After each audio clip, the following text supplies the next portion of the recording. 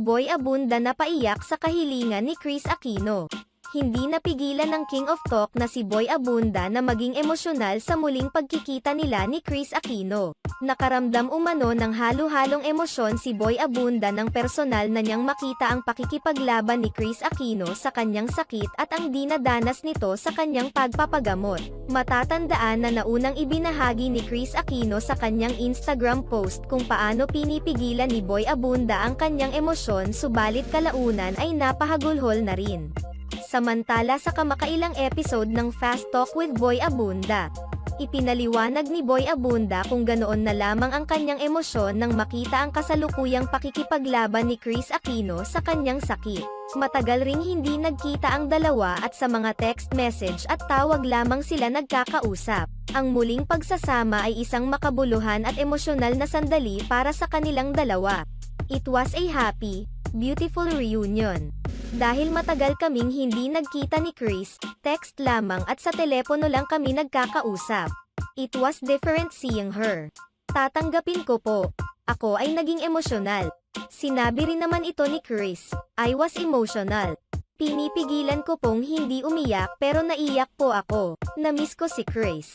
Hiniling din umano niya kay Kris Aquino na magpagaling ito at magpalakas upang makakagawa pa sila ng proyekto. Ibinahagi naman ni Boy Abunda na nasa pangangalaga si Kris Aquino ng mga best doctors at nurses. Panawagan naman niya sa lahat ng mga taga-suporta ni Kris Aquino na ipagpatuloy lamang ang pagdarasal para sa agarang paggaling nito. Isiniwalat din ni Boy Abunda ang kanilang usapan ni Kris Aquino patungkol sa pananatili nito ng ilang buwan sa Amerika upang ipagpatuloy ang gamutan. Ang dahilan po nun ay dahil yung meds na kailangan ni Kris ay available lamang po doon at ang accessibility ng mga doctors ay kailangan po.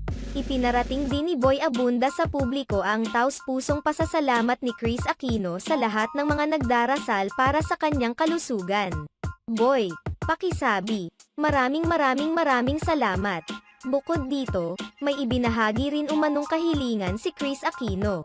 Sana hindi lang po ako ang ipagdasal. It's really nice if people can pray for the people around me, my children, my sisters, hiling ni Kris. Na-realize naman ni Boy Abunda na tama rin naman na ipagdasal ang mga taong nakapalibot ngayon sa kanyang kaibigan.